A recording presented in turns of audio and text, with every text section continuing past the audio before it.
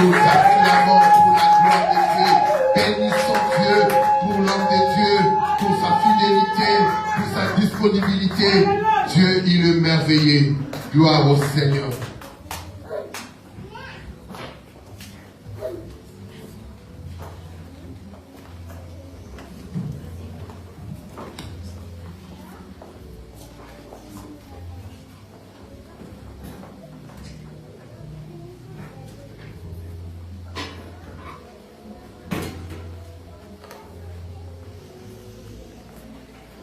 Peuple de Dieu, alléluia. Amen.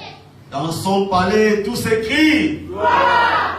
Dans son palais, tout s'écrit. Dans son palais, tout s'écrit. Gloire, gloire, Gloire à Jésus. Alléluia. Vous pouvez aller prendre vos places. Dans le nom de Jésus.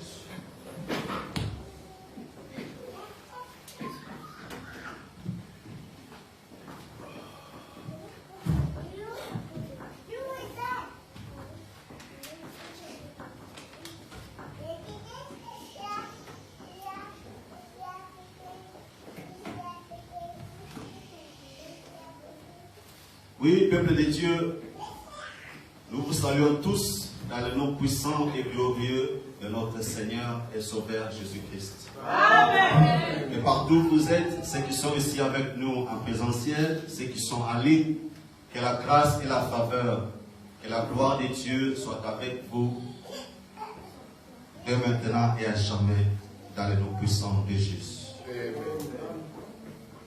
Oui, bien-aimés, nous sommes toujours dans notre série sur la foi. Et aujourd'hui, nous allons parler sur un sous-thème qui a pour titre « Ne te décourage pas ». Amen. Cela est tiré dans le livre de Ésaïe, chapitre 40, du 30e au 31e verset.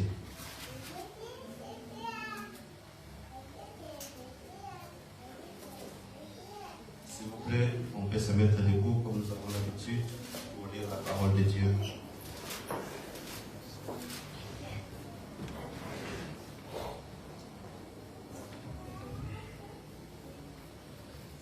Ésaïe chapitre 40, versets 30 à 31.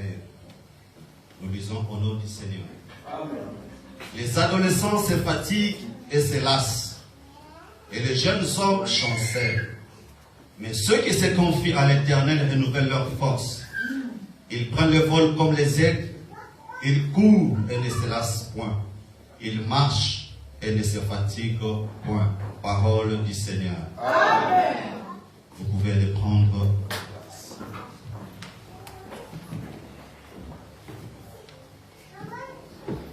Oui, bien-aimés, la vie, des fois, nous réserve des surprises inattendues. Des choses qui nous font, des fois, grincer les dents. Des résultats qu'on ne s'attendait pas. Parfois des échecs. Parfois des pleurs, des tourments.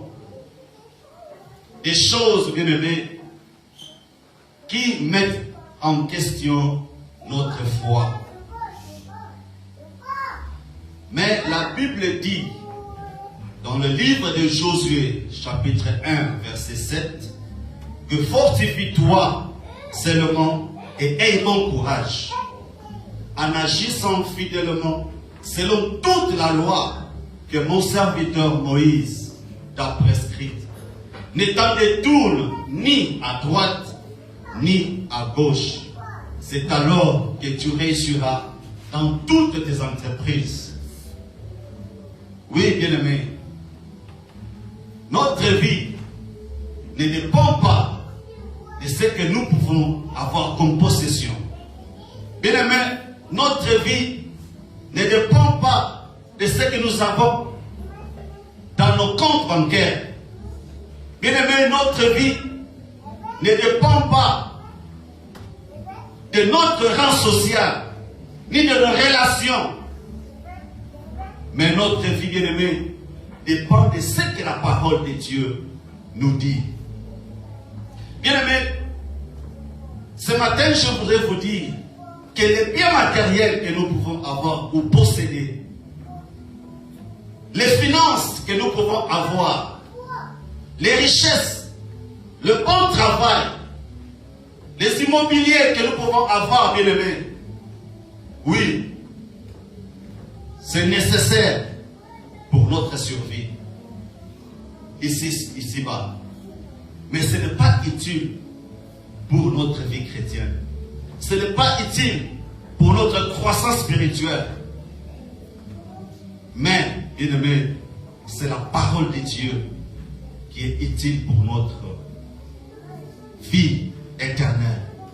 C'est la parole de Dieu qui est utile pour notre croissance spirituelle, bien aimé. Parce que la parole de Dieu, c'est elle qui nous donne la force. C'est la parole de Dieu qui nous rassure. C'est la parole de Dieu, bien aimé, qui nous remet sur le droit chemin. C'est la parole de Dieu qui nous enseigne toutes les choses. C'est elle qui nous donne l'intelligence. C'est elle qui nous donne la sagesse. La parole de Dieu, bien aimé, est plus que toutes choses que tu peux avoir dans ce monde, bien aimé. La parole de Dieu, c'est elle qui guérit. Elle console les âmes qui sont abattues, bien aimé. La parole de Dieu donne de l'espoir à ceux qui ont perdu l'espoir. La parole de Dieu, bien aimé, guérit. La parole de Dieu est tout meilleur que nous pouvons avoir et connaître dans notre vie. Mais aujourd'hui, bien aimé, nous voyons les gens refroidir leur foi. Les gens se décourager de servir Dieu. Nous voyons les gens, bien aimés, se détourner de la bonne voie, du droit chemin. Nous voyons les gens, bien aimés, aujourd'hui se lasser d'adorer, de glorifier le nom de Dieu. Pourquoi? Parce qu'ils n'ont pas eu, ou parce qu'ils n'ont pas atteint leurs objectifs. Ils n'ont pas eu ce qu'ils recherchaient, bien aimés. Et ces choses font que notre foi diminue.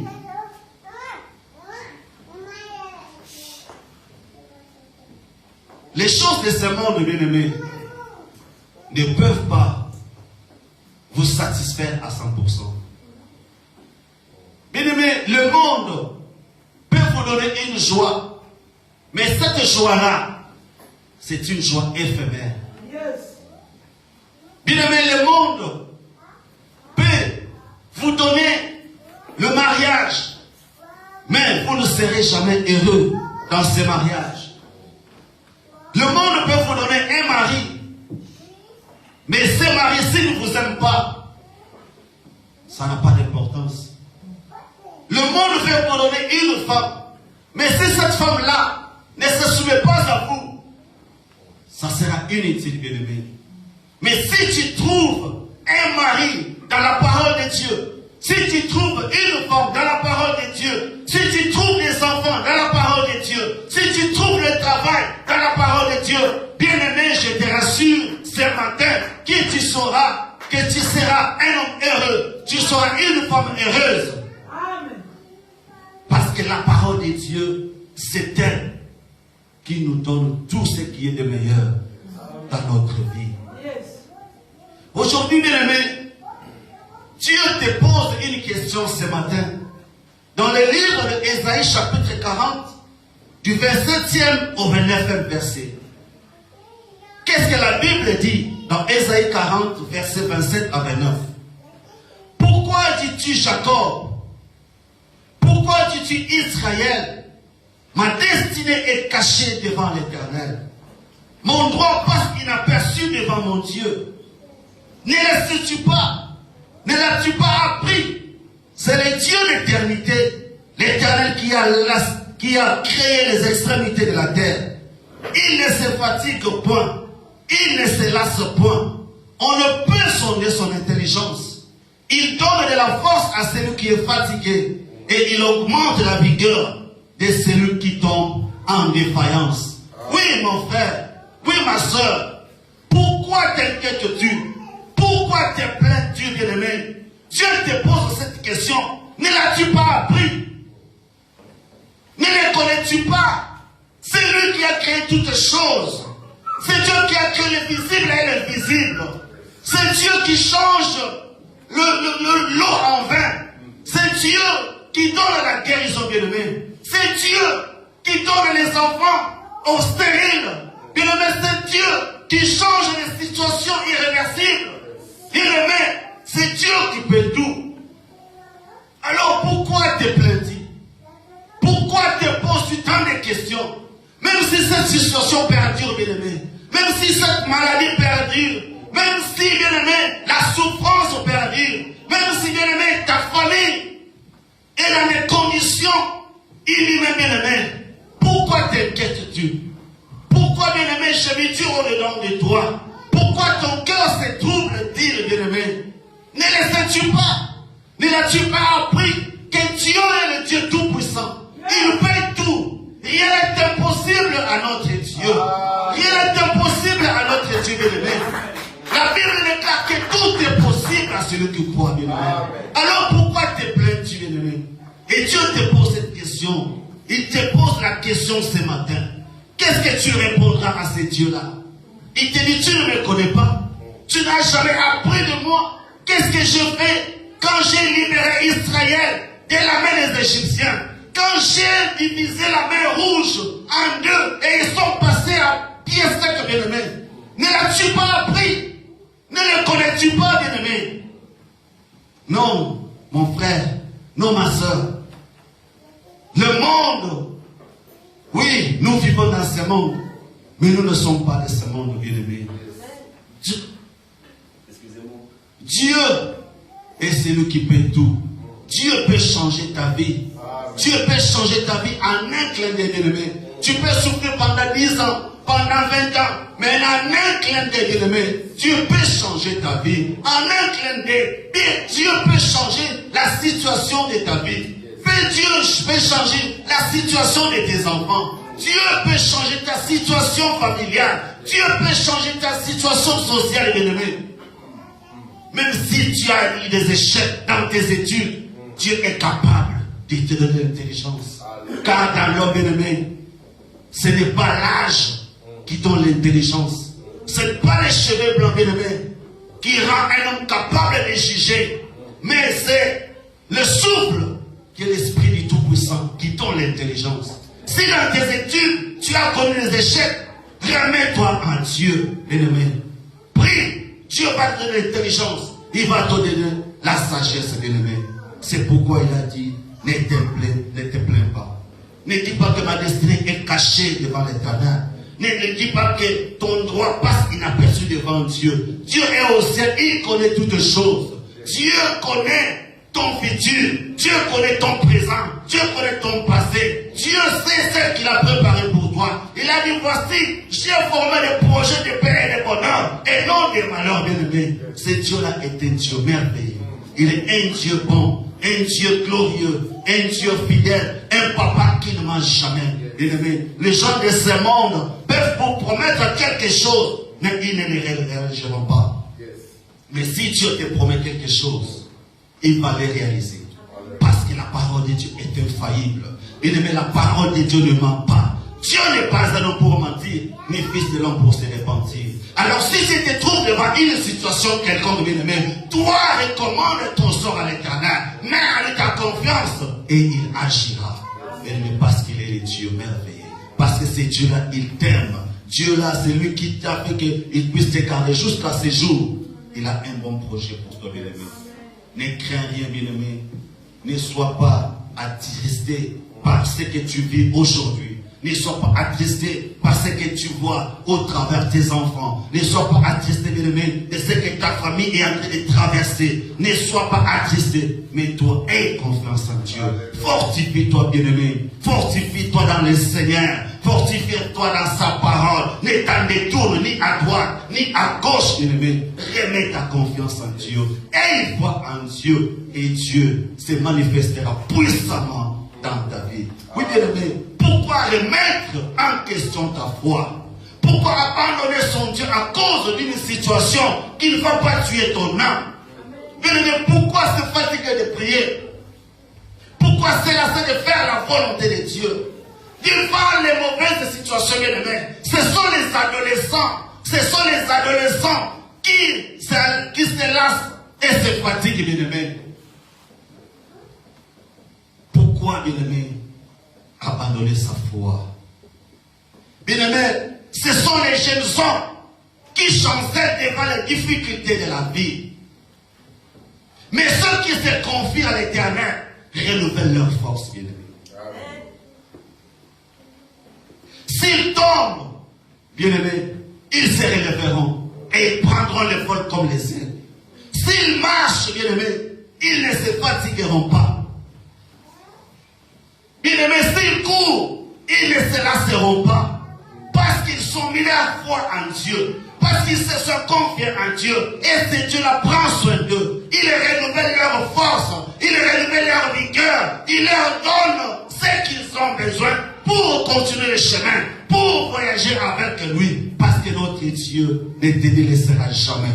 Il ne te laissera jamais tomber, bien-aimé. Quel que soit là où tu viens. Quel que soit, bien-aimé, la provenance de ta famille, bien-aimée, quel que soit celle qui peut sembler impossible à tes yeux, Dieu te dit qu'il est avec toi. Ce matin, Dieu, il te dit, ne te lasse pas, ne chancelle pas, n'abandonne pas, bien-aimé, sois fort, continue la marche avec ton Dieu, aie foi en lui, aie confiance en lui, et il agira, bien-aimé. Oui, bien-aimé. Les adolescents et les jeunes hommes, ce sont des personnes qui sont venues à Dieu à cause des circonstances de la vie. Ce sont des gens qui sont venus à Dieu parce qu'ils ont besoin que leur situation change rapidement. Leur vie sociale change rapidement. Mais ces gens, quand ils sont affrontés aux épreuves, ces gens, quand ils sont confrontés à des difficultés, à des combats, ils abandonnent rapidement la foi. Ils se lassent, ils tombent et ils chancellent. Pourquoi? Parce qu'ils attendaient des résultats rapides de notre Dieu. Mais parce qu'ils n'ont pas vu cela arriver, ce sont ces gens-là qui chancellent. Ils tombent, ils se fatiguent, ils se lassent, bien-aimés, parce qu'ils n'ont pas obtenu ce qu'ils recherchaient. Bien-aimés, mais ceux qui se confient à l'Éternel, ce sont des hommes mûrs, ce sont des adultes mûrs, bien-aimés, qui savent que même si aujourd'hui rien ne marche, mais demain, ça marchera, bien-aimé. Oui, bien-aimé, c'est ça le vrai chrétien. C'est ça être un bon chrétien, bien-aimé. Avoir confiance en Dieu. Même si rien ne semble aller. Même si on ne voit pas le bout du tunnel, bien-aimé. Mais ils ont toujours foi en Dieu. C'est ça les vrais hommes. C'est ça les vrais chrétiens, bien-aimé. Bien-aimé, Dieu est le maître des temps et des circonstances. Il renverse les situations irréversibles, bien-aimés. Psaume 107, verset 43 dit que celui qui est sage prenne garde à ces choses et qu'il soit attentif aux bontés de l'Éternel. Que celui qui est sage prenne garde à ces choses et qu'il soit attentif aux bontés de l'Éternel, bien-aimé. Les bontés de l'Éternel sont autour de nous. Les bontés de l'Éternel se renouvellent chaque matin dans notre vie. Car la Bible déclare que ces bontés ne sont pas épuisées. Ces compassions ne sont pas à leur terme. Car elles se renouvellent chaque matin. Oh, que ta fidélité est grande. Bien-aimé, la fidélité de Dieu est grande. L'amour de Dieu est incommensurable. Ces bontés chaque jour, ces compassions chaque jour, elles se renouvellent. Que tu sois incrédule, que tu sois chrétien, que tu ne connaisses pas Dieu, que tu le connaisses, ces bontés se renouvellent chaque jour pour toute personne. Bien-aimé. Que chacun soit sage à ces choses, bien-aimé. Qu'il contemple les bontés de l'Éternel. Les bontés de l'Éternel, c'est la bonne santé. Les bontés de l'Éternel, c'est le souffle de vie. Les bontés de l'Éternel, c'est la sécurité. C'est la protection, bien-aimé. Les bontés de l'Éternel, c'est la guérison. Bien-aimé, les bontés de l'Éternel, c'est la pourvoyance. Les bontés de l'Éternel, c'est la délivrance, bien-aimé. C'est ça les bontés de Dieu. Ce matin, tu es en vie. Ce matin, bien-aimé, tu es devant le trône de la grâce. Qu'as-tu donné à ce Dieu-là pour être en vie? Quel lui as-tu donné? tu t'es lavé ce matin, bien-aimé, tu payes pour cela. L'électricité, tu payes. La nourriture, tu payes. Les habits que tu as portés, tu payes. Mais est-ce que tu as donné à ces dieux-là ne fût-ce qu'un centime pour le soulever qu'il t'a donné, pour la bonne santé que tu as, pour sa protection, pour sa délivrance, pour les victoires qui te donnent dans tes combats? Voilà les bontés de l'Éternel, bien-aimé. Ce sont ces bontés chaque jour et se renouvellent dans nos vies, bien-aimés. Dormir, se réveiller, ce n'est pas une habitude, mais c'est une grâce qu'on obtient de l'Éternel, bien-aimé. Alors pourquoi, bien-aimé, se taper la poitrine? Pourquoi s'enorgueillir, bien-aimé? Pourquoi s'enorgueillir? Pourquoi être orgueilleux de ce que tu as? Tout ce que nous avons vient de l'Éternel. Tout ce que nous possédons, c'est Dieu qui nous les a donnés, bien-aimés. Ce n'est pas par notre force. Ce n'est pas par notre puissance. Ce n'est pas par notre intelligence. Mais c'est parce que c'est Dieu qui nous les a donnés, bien-aimés. Mon frère, ma soeur, cette liste que nous avons énumérée des bontés de l'Éternel doit être l'un des éléments, bien-aimés, qui doit augmenter votre foi en Dieu.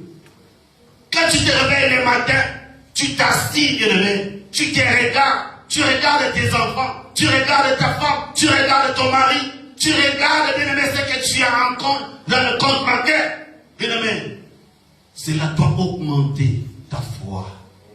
Tu regardes les victoires que Dieu t'a données dans tes combats. Tu regardes, bien-aimé, la guérison que Dieu t'a donnée quand tu étais malade, quand tu étais sur le lit de l'hôpital. Quand les médecins avaient dit que c'est fini pour toi, il n'y a plus de chance, il reste que 2 jours pour toi pour vivre. Mais c'est Dieu l'a célébré comme Dieu va là-bas et il t'a guéri, bien-aimé. Quand tu n'avais rien, bien-aimé, quand les gens s'est moqués de toi, c'est Dieu l'a célébré comme Dieu va gérer. Et il a pourvu pour toi, il a pourvu pour tes enfants. Bien-aimé, quand tu te réveilles ce matin, ces choses, quand tu les regardes, ça doit augmenter ta foi en Dieu. Bien-aimés, ne nous lassons pas, ne nous fatiguons pas, ne chansonnons pas à cause des situations qui ne vont pas tuer notre âme, bien-aimé. Nous aussi, quand nous sommes devant une situation quelconque, bien-aimé, nous devons avoir foi en Dieu. Bien-aimé, les bontés de l'Éternel sont tout autour de nous. Les bontés de l'Éternel doivent augmenter notre foi chaque jour, bien-aimé. Comme c'était le cas de David devant le roi Saul. Goliath a traumatisé les enfants d'Israël pendant 40 jours. Il cherchait quelqu'un qui pouvait se mesurer à lui. Personne ne s'est présenté. Mais lorsque David s'est présenté devant le roi Saul, il lui a dit: roi, mon Seigneur, laisse-moi, je voudrais aller affronter cet incirconcis qui a eu l'audace d'injurer notre Dieu. Mais le roi Saul, qui cherchait quelqu'un qui pouvait le défendre, a voulu décourager David. Mais David ne s'est pas laissé faire. David s'est souvenu instantanément des bontés de l'Éternel qui s'était présenté dans sa vie quand il était dans la brousse, quand il était encore berger du troupeau de son père. David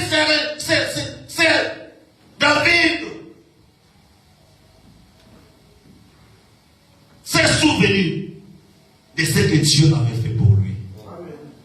Il a dit à Saul: ô roi, quand j'étais dans la brousse, quand j'étais berger du troupeau de mon père, les dieux que c'était circoncis et en train d'insulter, il m'avait délivré du griffe du lion, il m'avait délivré de la patte de l'ours. Et aujourd'hui, ce Dieu-là ne m'abandonnera pas. Aujourd'hui, le monde saura qu'Israël a un Dieu. Aujourd'hui, c'est comme que vous voyez, je vais le terrasser. Dieu va me le donner entre mes mains. Nous aurons la victoire et ils seront, bien-aimés, nos esclaves. Bien-aimés, Quand David a déclaré ces choses, quand David a reconnu les bontés de l'Éternel dans sa vie, ce qu'il avait fait pour lui dans la brousse, cela avait augmenté la foi de David, et David avait terrassé le géant Goliath. La Bible déclare que David ôta David à Goliath sans avoir d'épée dans la main. Avec juste une pierre, David était victorieux. Pourquoi? Parce que David avait foi en Dieu. Parce que les circonstances de la vie ne lui avaient pas fait peur. Parce que les découragements que le roi voulait installer dans son cœur, David ne s'était pas confié à cela. David avait foi en Dieu. Et c'est Dieu-là l'avait délivré, bien-aimé. Nous aussi, devant une situation quelconque, même si elle perdure, souvenons-nous seulement des bontés de Dieu. Gardons notre foi et nous ne décourageons pas, parce que Dieu est avec nous. Habakkuk, chapitre 2, verset 1 à 4 dit: J'étais à mon poste et je me tenais sur la tour. Je veillais pour voir ce que l'Éternel me dirait et ce que je répliquerai après ma plainte. L'Éternel m'adressa la parole et il dit: Écris la prophétie, grave-la sur les tables, afin qu'on la lise couramment. Car c'est une prophétie dont le temps est déjà fixé. Elle marche vers son terme et elle ne mentira pas. Si elle tarde, attends-la, car elle s'accomplira. Elle s'accomplira certainement. Voici, son âme s'est enflée. Elle n'est pas droite en lui, mais le juste vivra par sa foi.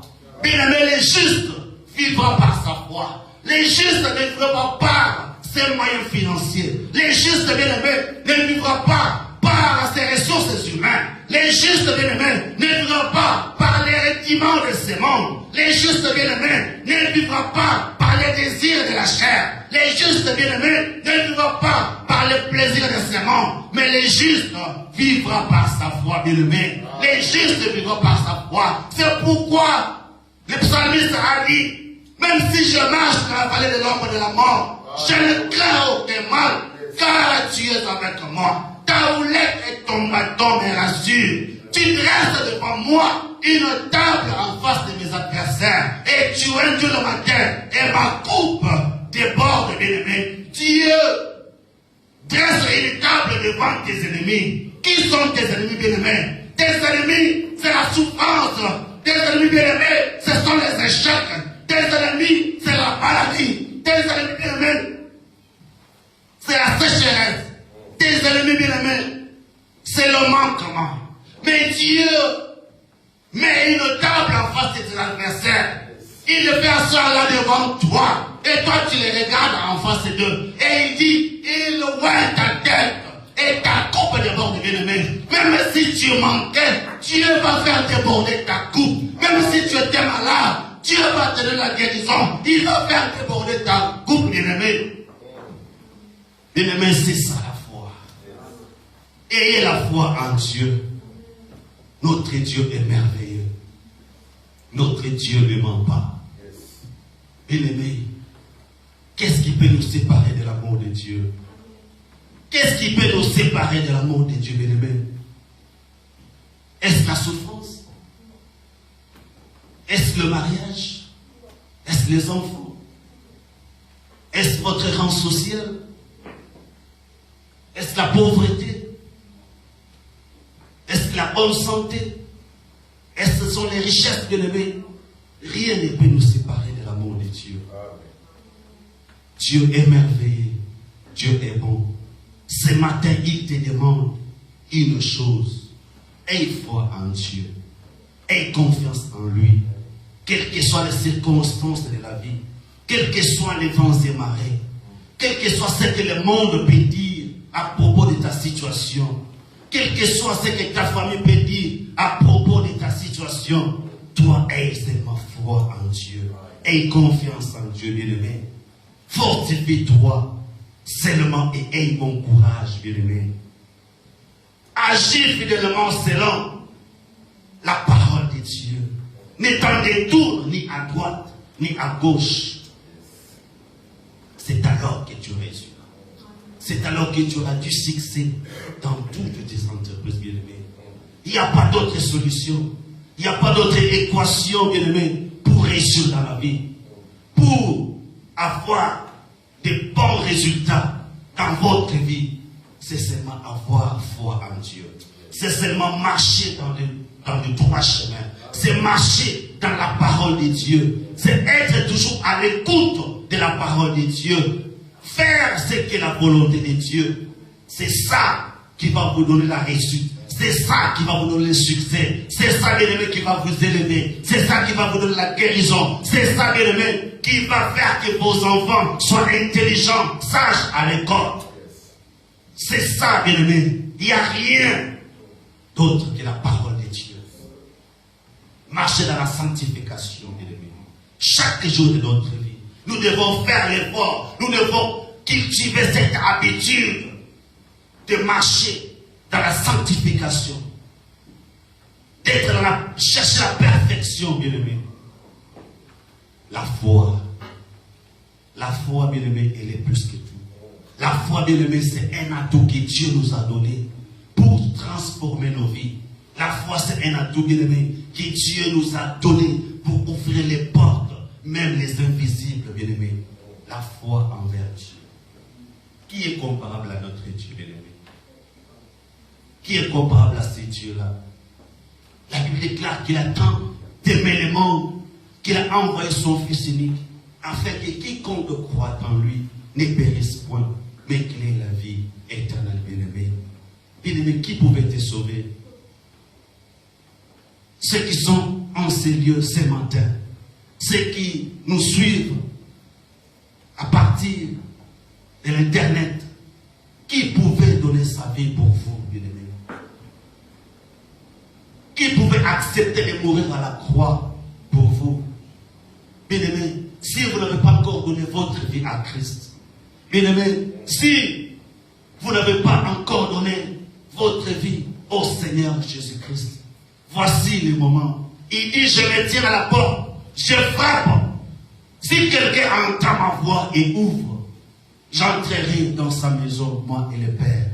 Nous souperons ensemble. Bien-aimé, voici le temps. C'est ça le temps, bien-aimé. Dieu te demande une chose. Dieu te demande une chose, bien-aimé. Remets ta vie entre tes saintes mains.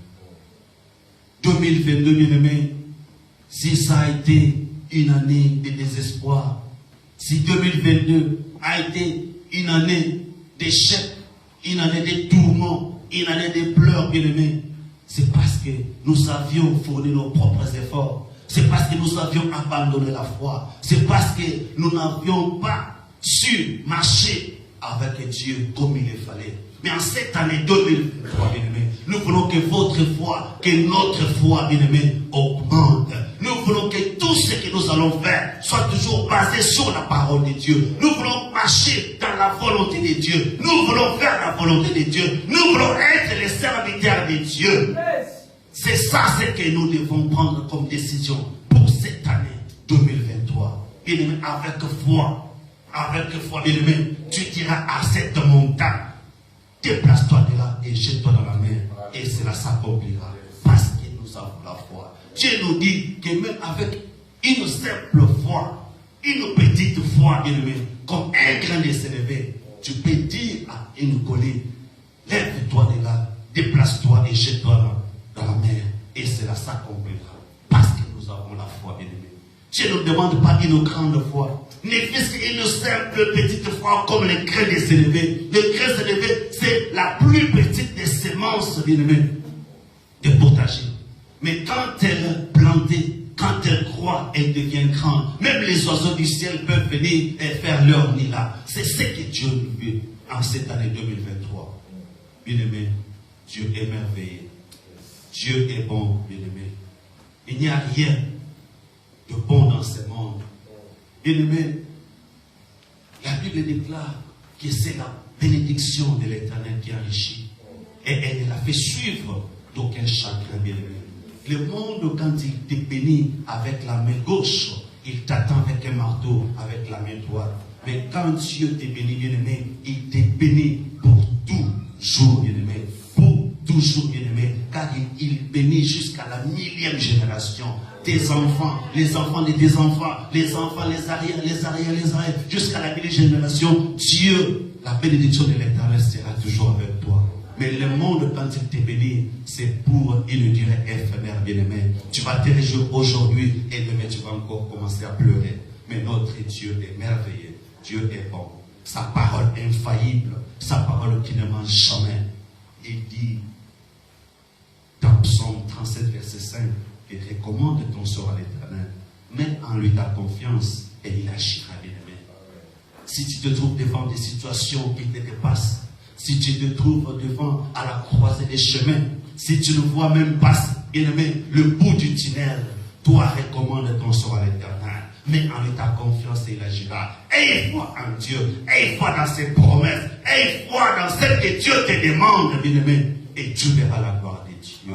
Bien-aimé, quand Jésus-Christ était parti voir Marthe et Marie, quand leur frère Lazare était mort, Marthe est venue devant Jésus-Christ et a dit, oh mon Seigneur, si tu étais là, mon frère n'allait pas mourir, mon frère allait être en vie, ceci, cela. Et Jésus-Christ lui a dit, Marthe, n'étais-je pas dit que si tu crois, tu verras la gloire de Dieu? Bien-aimé, si tu crois que Dieu existe et qu'il est le rémunérateur de ceux qui le cherchent, bien-aimé, Dieu, tu verras la gloire de Dieu. Hébreux chapitre 4, verset 16 dit ceci, que approchons-nous avec assurance devant les trônes de la grâce afin d'obtenir miséricorde et de trouver grâce pour être secouru dans nos besoins. Quand tu t'approches devant Dieu, tu t'approches avec pleine confiance, avec foi, et tu verras la gloire de Dieu se manifester dans ta vie. La gloire de Dieu se manifester dans ta famille. La gloire de Dieu se manifester dans la vie de tes enfants. La gloire de Dieu se manifester dans ton travail, dans ton milieu, dans ton entourage, dans ton environnement, dans tous les domaines de ta vie. Mais il faut seulement avoir la foi. Et Dieu bénisse sa parole.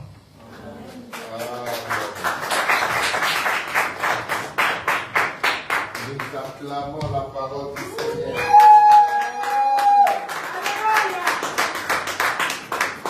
Gloire à Jésus. Dieu soit béni. Merci beaucoup, l'homme de Dieu.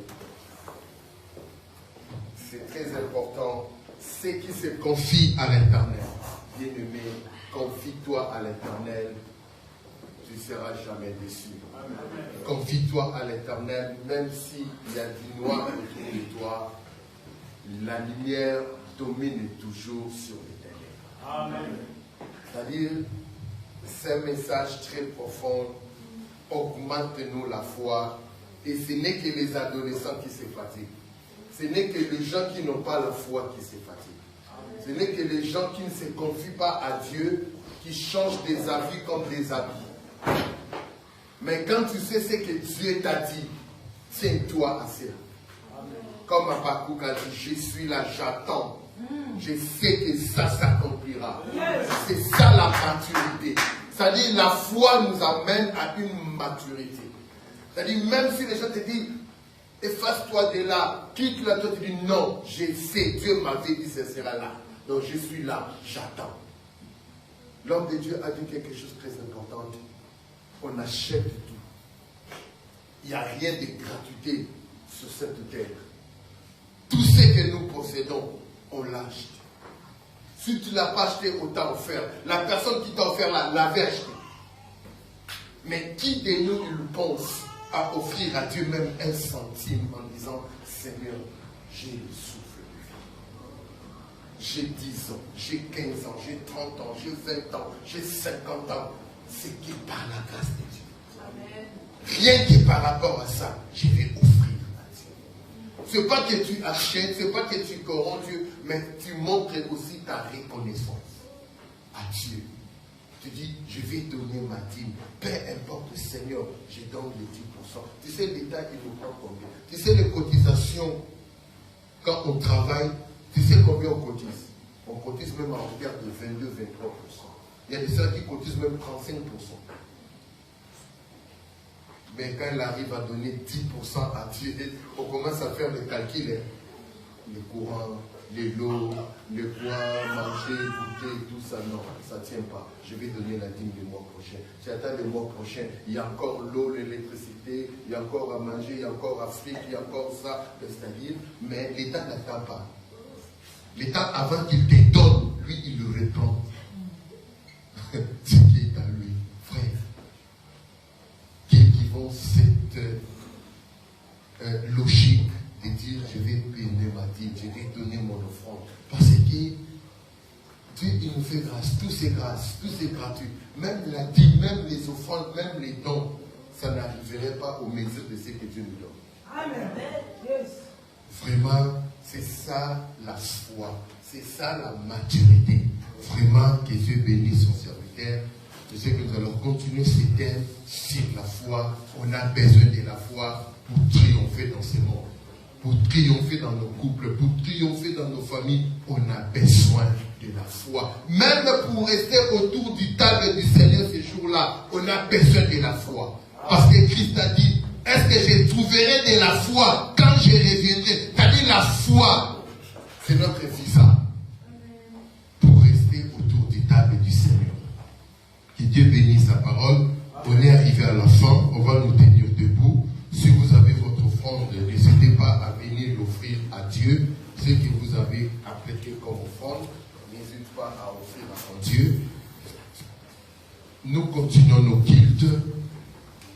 Chaque dimanche, chaque mercredi. Au mois d'avril, on aura organisé le baptême. C'est-à-dire tous ceux qui n'ont pas été encore baptisés, tous ceux qui n'ont pas encore été aux eaux de baptême, comme Christ, il a été baptisé par l'immersion, n'hésite pas. Au mois d'avril, au début d'avril, on va organiser le petit enseignement même de 2-3 jours. Et après, on aura organisé le baptême et ça serait le début de nos cultes avec le Saint-Saint. Amen. Faire participer à la table du Seigneur, ça demande le chrétien né de nouveau et baptisé.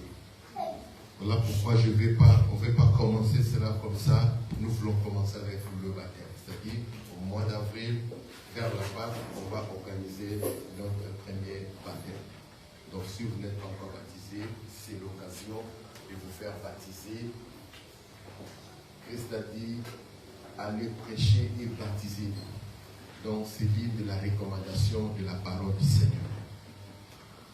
Nous allons fermer nos yeux dans la prière. Nous allons dire merci pour tout ce que l'Éternel a fait.